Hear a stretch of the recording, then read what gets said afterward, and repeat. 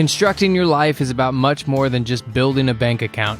Each week, join real estate entrepreneur and mindset coach Austin Linney as he interviews guests who are constructing their dream lives and impacting the world around them on a daily basis. If you're an entrepreneur or wanting to start a business, or you just want to hear motivating stories of how others have overcome the odds, you are in the right place. And now for your host, Austin Linney. Guys, welcome back to Construct Your Life. This is Austin Linney here, and I have the honor of having Mr. James Prendamano in the house. How are you doing, sir? I'm outstanding. How are we doing? Doing good. Guys, this gentleman has taught me a lot. He is a, dare I say, titan in the New York, New Jersey area of real estate. He's forgot more about real estate than most people know on their hand. But what I want to talk about is what I like to do with my guests is kind of let them tell their story. But what I'm more interested in is how old were you when you started in real estate? So when I got licensed, I was 21, but I've been around it literally since I can remember. You know, I was a little tot. Who was that kid? I'm sure he had a nice little attitude with him. He did. He knew it all, that kid. Do you remember the first deal you did? Yeah, absolutely. What was that? It was Friday the 13th is when I got my first deal closed, and it was a 2-family. It was an investment property on the North Shore of Staten Island. How good did that feel? Amazing. I mean, it was hard to explain, honestly. You know, if you're a deal maker at your core, you know what I'm talking about. And that feeling never goes away. It seems to grow in you actually as time wears on, but it's an absolutely amazing feel to nail that first deal and get the check. What do you think for anybody that's young, 23, there's a lot of agents out there that are getting started. What do you think is the best piece of advice you can give them when they're starting out their career? Because that first deal, that first investment property eludes a lot of people. So the best advice I could give is treat this as a business from Jump Street. So many agents don't start out that way. In fact, lots of agents don't even finish that way. This is your business and treat it as such. Get organized, take cues from those who came before you. There's a lot of great books out there. And honestly, there's some pretty detailed roadmaps that you can follow. And don't come in and try and, revolutionize the game off Jump Street. Get your systems down and then make 2 and 3 degree shifts as you go along. And you'll save yourself a lot of heartache and be a lifelong learner for sure. Keep your mind open and your ears open. Yeah. And what's interesting is now in the technology age, Tom Ferry gives all of this stuff away for free. And it's like, dude, this right here is gold. And I think one of the biggest things I see in the real estate space that's hard for agents is they'll have a good 2 months and then they'll have nothing for 3. That's like, I could count 90% probably I talked to. What do you think? How do you protect against that as somebody who's been in the game for a long time? Pay yourself a salary. Just pick a salary straight away and come hell or high water, pay yourself that salary. And, necessity is the mother of all invention, Austin, right? You start finding ways and you keep the pressure on yourself. You stay honest that way. This way it's not these great months where, you're on top of the world and you're blowing through cash, and then you have those leaner months. It's just the way it goes. No matter how much you build up the pipeline, there's going to be an ebb and flow to this. But pay yourself a salary. This way, that you need to produce at whatever tempo that is to make sure that check comes every single week. And I found that that's a pretty good way to discipline yourself. Mm-hmm. And when you, how long did it take you when you got started to get into commercial real estate? Pretty much straight away. We had Staten Island was behind a bit in that market in relation to New York City, way ahead of the game in relation to many other parts of the country. But for me, it just felt like if you're going to take the time to build trust with a client, right, and you're going to put the energy into cultivating that client, many times they work both sides of the book, right? Be it an investment property or a little retail center, a big retail center. It didn't make sense to go through that work and build the trust and then let somebody else service the other side of the book. So, I mean, almost immediately. And I really liked commercial. There's a lot less emotion in commercial. Mhm. It's I feel like there's more control of the deal flow to some extent. You don't have to worry about if, the cabinets aren't the right color or if the bedroom furniture doesn't fit, which, I love residential also, don't get me wrong, but for the way I think, commercial was much more in my sweet spot.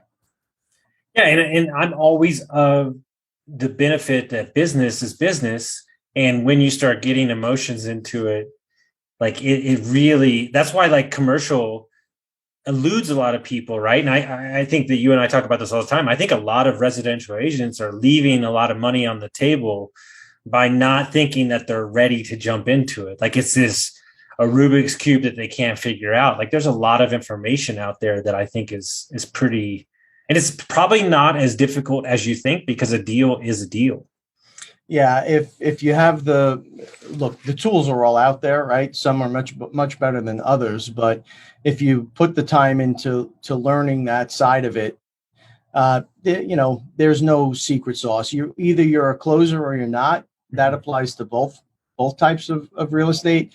But if you are a closer and you can get yourself organized, commercial, it's a great game, man. I love it.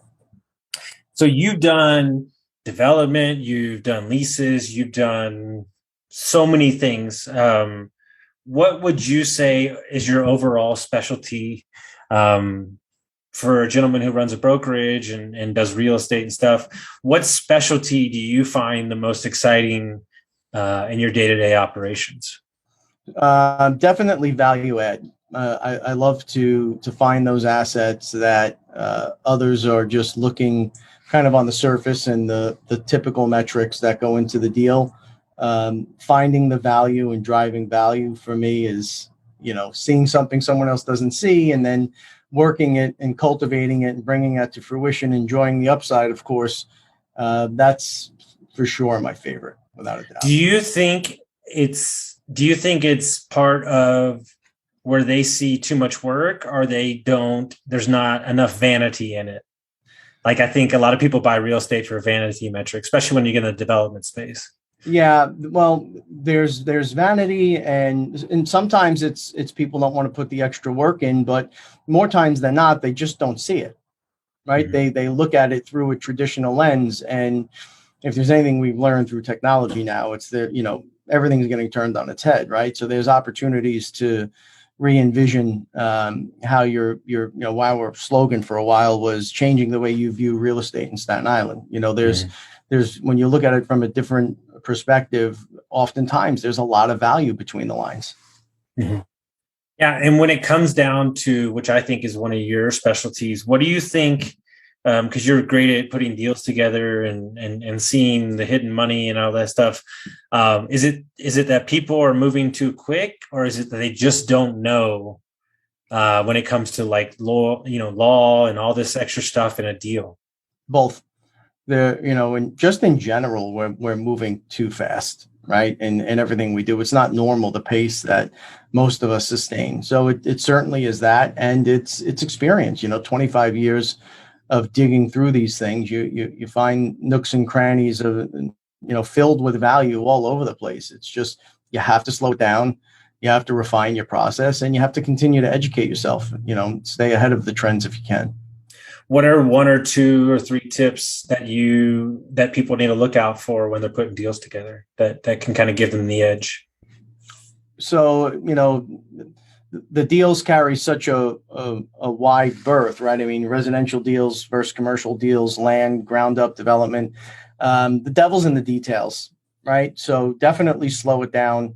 When you head into deals, Austin, there's often the feeling like there's that excitement, right? Everyone's feeling good and we're headed to the wedding, and 25 years later, right after the marriage is set in for a bit, sometimes things are a little bit more difficult. So I would definitely, if I had to give one piece of advice, it would be don't craft your documents in that mindset, right? Craft documents in the mindset of everything is wrong. The partner that is my brother or my sister and I love and I trust, doesn't matter. Don't craft your docs that way. Craft them for the worst possible scenario, not the best, because inevitably you're going to hit those stumbling blocks, and you don't want to have to rely on docs in real estate, folks. Believe me, you don't. But there will come a time when you have to, and when you don't have things papered up the right way, it makes it so much more difficult.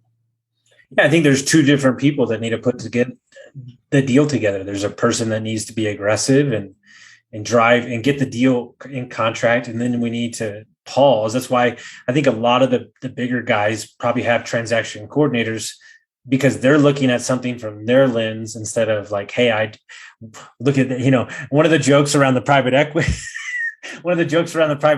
offices, he said, my buddy's been in the game for 25 years, my old boss. And he said, every time you see those couple guys at the end of the month with their calculator out, calculating their commission, and he goes, every time that deal would fall through. Yep. The deal has to die 3 times before it's real. That's what we say here. I love that. That's awesome. What is like the deal that you hold in the most highest regard, like the best deal that you've ever done, like you were super excited about? Probably the outlet center. We got the first outlet center approved in New York City. And we did all of the pre-leasing up until construction got underway. So for me, it was such a massive, massive undertaking. It took years of coordination, years of effort, and it meant a lot to the community. It was a lot of jobs, and quite a bit was on the line there. So that was one of the more transformative projects. Maybe URBY is right up there. That was a 900 unit ground up building we did in Stapleton with David Barry and Iron State Developers. Those types of transformative ones where, they really impact the community are probably the ones that I look back on and go, yeah, we did something good there. Mm-hmm. And I think there's such, there's such joy in seeing dirt become a building. I don't know. Something about that always excites me. It's like, hey, there's nothing there. And then holy shit, there's a thing. And I did that. Right. And that's why, like, I think a lot of people are not sleeping on, but don't think they're ready. And I agree. You got to have experience, but in development, but there is something to be said to birthing something from zero to nothing. And having, when the building goes up, it's exactly what you had envisioned day one. Mm-hmm. There's something that really cool about that, Yeah. Before renderings are done, before any of that stuff's done, you have an image, and then when it's up and it's built, and you go, yeah, that was it. My favorite thing to do in the entire world, people think I'm out of my mind, but they don't get it, is I love to mow grass. It's like my favorite thing, because it's like, hey, there's the grass. It needs to be cut. There we go. Like, I even paid my friend's son his allowance so I could do it when we were in Idaho. Like, and everybody took a nap, and I'm out there just riding the lawnmower, like grin this big, because there is something to be said, because here's the task. Let me go do it. Boom, I'm out. And so, you've got some big things happening. You've led a brokerage for multiple years, and now you're moving into, a mission-driven, technology-based kind of new birth of a company that's going to really set the world on fire. Why don't you tell us about what's about to come out in the next couple months? Sure. So I thought I was humming along and kind of doing what, I was born to do. And then I met this really arrogant, cocky coach, and he's a son of a bitch. Yeah, he is. And he called me out at the end of a show we had done together. And he was right. It inspired me to take the next step. And what we're doing is basically taking the best principles of a local, homegrown mortgage, homegrown real estate company. And, we're taking the best elements there, but we're merging them with some of the things that are out now in technology, like it's exciting stuff. Like if you have the ability to take the time and dive into what's happening on the lead gen front and what's happening, things you can do on the websites and AI, there is like some really amazing stuff that is, maybe 10 years ago, we had to stop being just deal makers and be marketers also. And we want to pull the best components of both and deliver what we feel is going to be an absolutely stellar experience for agents and for customers and clients alike.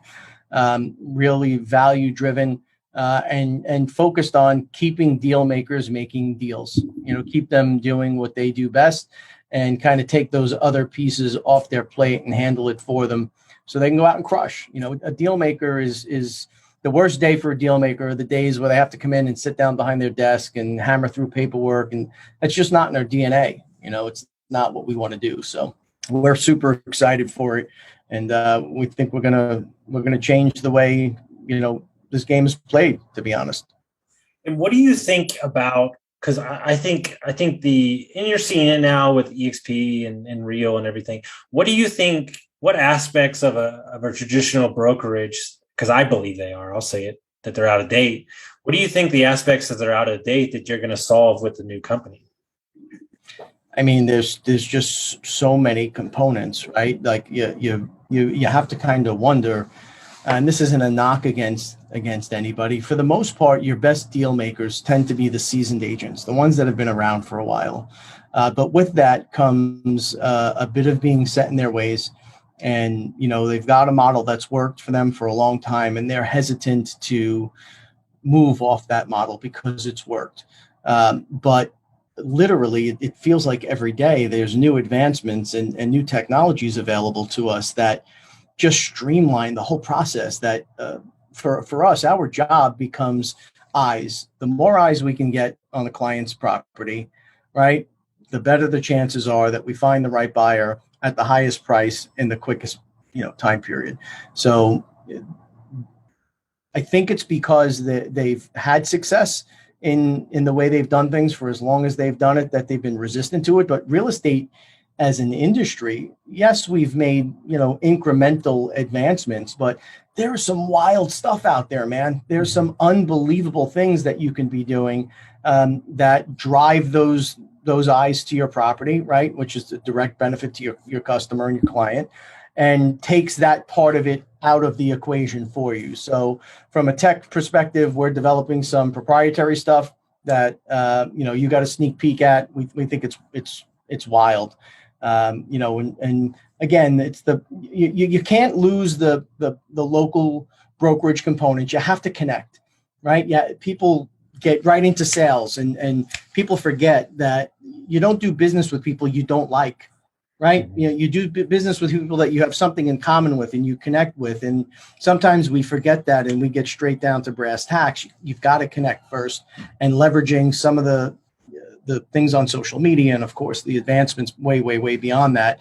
It's allowing for us to create a community and connect dots and streamline and become more efficient. And for whatever reason, a lot of the folks in the industry are not taking advantage of that, at this point. But we think it's a huge opportunity. Well, it's interesting, right? And I'm about to say it because it sounds so stupid when we're already there now. But one of the things I thought was hilarious is because of COVID, we're now doing Zoom closings. I'm like, how long did that fucking take? Yeah. You mean I can close a property and I don't got to show up to a title? And that highlights a bigger issue, right? And I worked in private equity. The construction space is stuck in 1970. I don't even know what they're doing. It's ego. It's driven by money. They're cornering the market. And so if you don't adapt and you don't buy into this stuff, you will be left behind. Simple as that. Yeah. So you're right. And in the construction space, we see it also. And they have what they perceive as a cornering on the market now, but they're not, and same thing in real estate. If you're not paying attention, there's folks like us out there that are leveraging all of these assets now, and you're going to blink one day. And like you said, you're going to be in a difficult position because it's just that the tech is too good to ignore. No, and it puts you in a spot where, as an agent, right, you need to be staying ahead of the curve ASAP. Because when Redfin, Zillow, these guys that are giving half commissions, so how does an agent moving forward, how do they stay relevant? Value, right? They've got to deliver value. These discount brokers, and they've got a model that works for them, but trading real estate it's a highly specialized field, right? And for most people, it represents the highest price point asset they're ever going to trade. And you wouldn't trust your health, you wouldn't trust many things to the discount folks out there. And if you're not doing your job and you're not educating the audience as to the value that you bring to the table, they're going to lean that way, and they're going to go to the discount brokerages. But if you take the time to slow it down and share with the community the things that you've learned and why you're disrupting and why you're driving numbers, and there's a reason why my agency is closing things faster than anybody else and at a higher percentage price than anybody else. It's not by accident, right?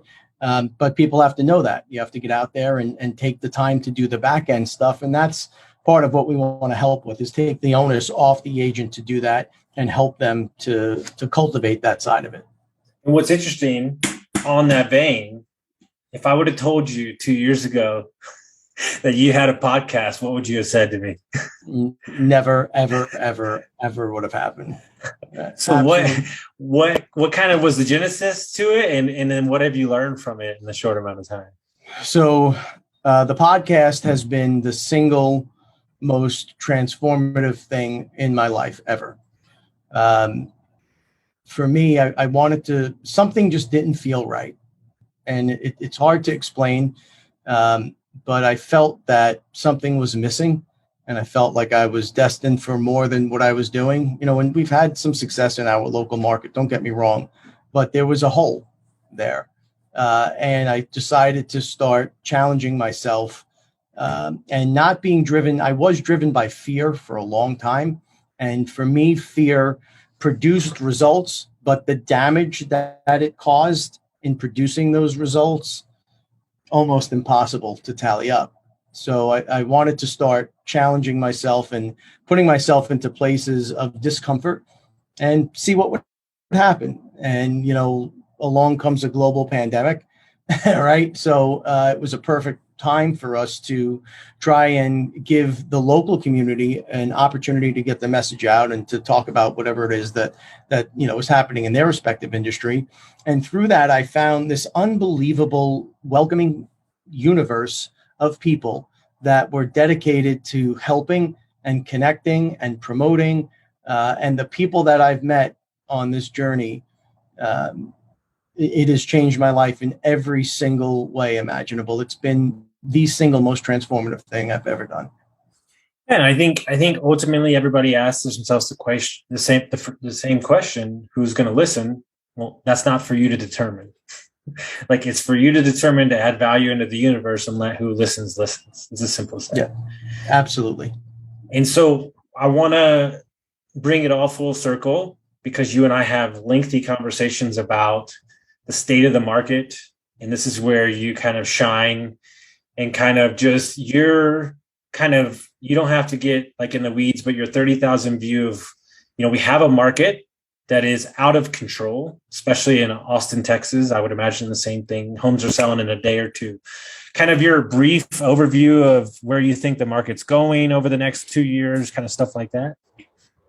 Yeah, so we're overdue for a correction, right? And we're in these anomalistic times where government is continuing to pump copious amounts of money into the economy. So things have now begun to spun completely out of control. Primary markets began to decentralize, which fed the secondary markets. Secondary markets got cluttered. Now we're seeing like big funds in the tertiary markets. This will end, folks. It always does, right? The big banks are not lending. The family offices and the mid-cap size funds and the smaller banks are filling that gap, but they're not giving 15 and 20-year money. They're giving 3-year money, bridge money, 1 and 2 year money. as really 5 years, kind of the outside. All of this stuff's going to come due, right? The markets are going to shift.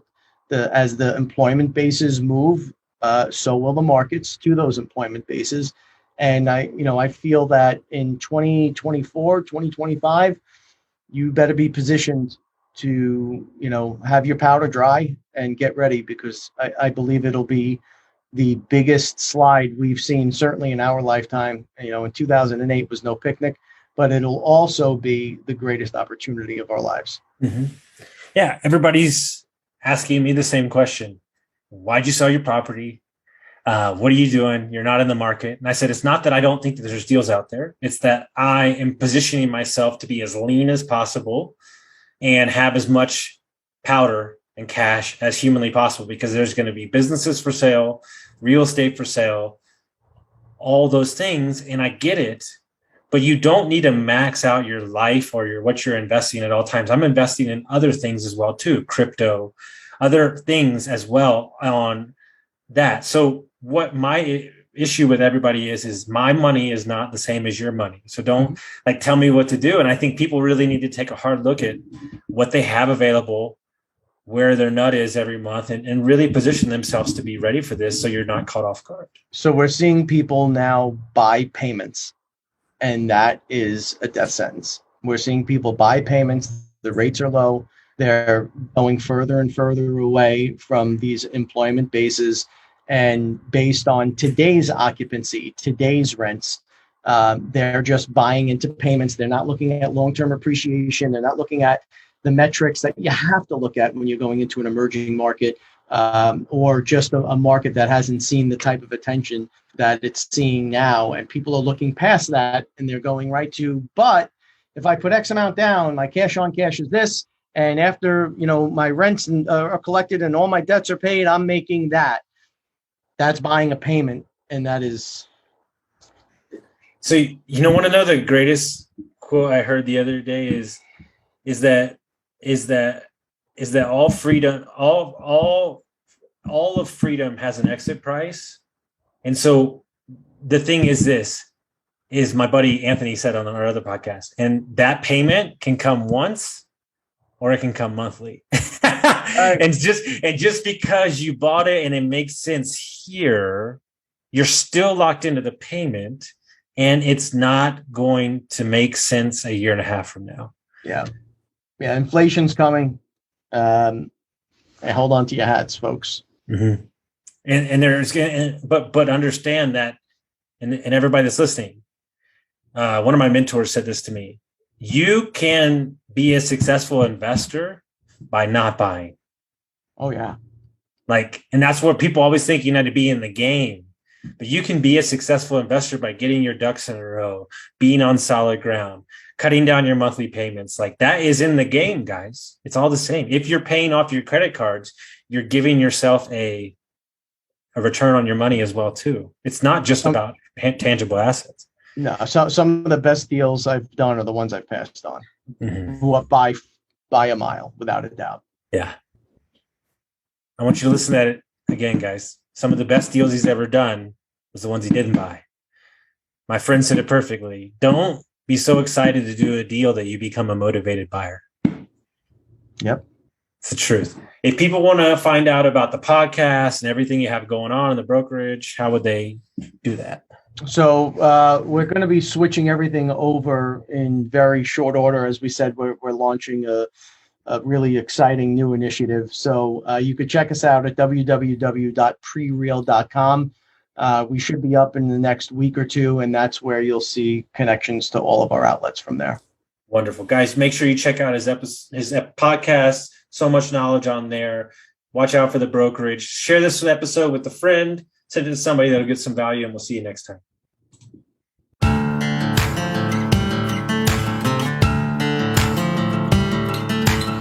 Thank you for listening to Construct Your Life with Austin Linney. If you enjoyed this episode, be sure to rate, review, subscribe, and pay it forward by sharing with a friend. Most importantly, take this opportunity to start constructing your life by taking immediate action on what you learned. For show notes, resources, and more information on one-on-one coaching with Austin, visit constructyourlifepodcast.com.